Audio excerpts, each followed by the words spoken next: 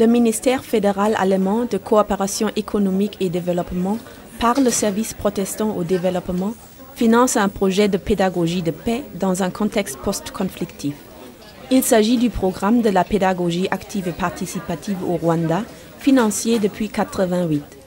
Les enseignants apprennent des méthodes participatives et la gestion participative des classes. Ils changent leur compréhension professionnelle du rôle de l'enseignant. Presque 2300 enseignants ont été déjà formés, avec plus que 100 000 élèves qui ont y bénéficié.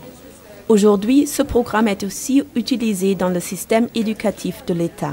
La pédagogie active et participative est une pédagogie qui améliore les conditions d'apprentissage pour les apprenants. Elle permet d'instaurer une cohésion sociale. Elle permet de contribuer à la guérison des blessures durant la vie.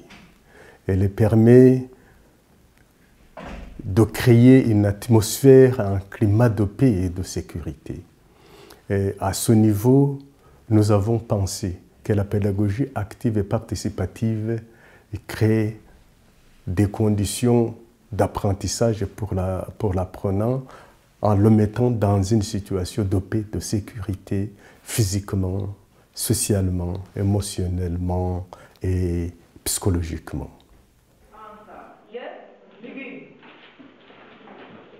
Chaque élève commence à travailler avec un partenaire.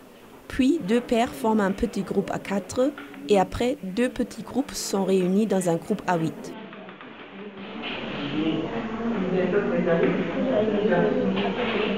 Le programme a été évalué 3 fois, la 3e étant une évaluation de l'impact du programme.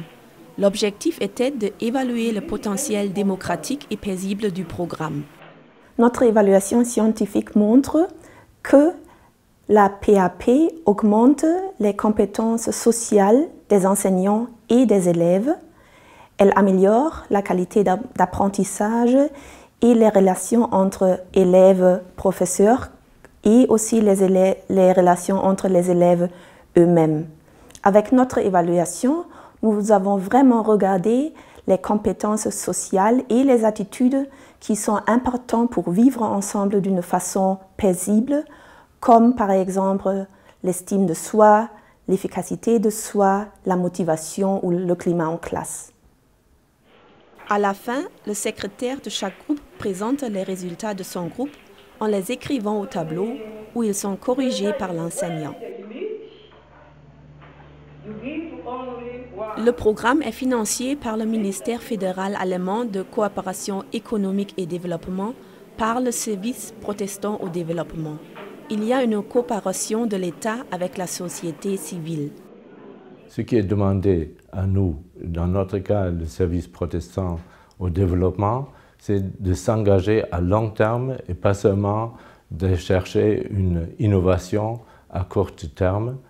Un engagement qui, dans notre cas, dure déjà depuis 15 ans et qui ne demande pas des grands fonds à la fois, mais une durabilité de notre part. Et cela nous permet aussi d'investir les fonds et de l'Église en Europe et de nos gouvernements. Le programme est toujours en train de s'évoluer et s'améliorer. Il va être internationalisé dans d'autres pays comme la République démocratique du Congo ou le Soudan.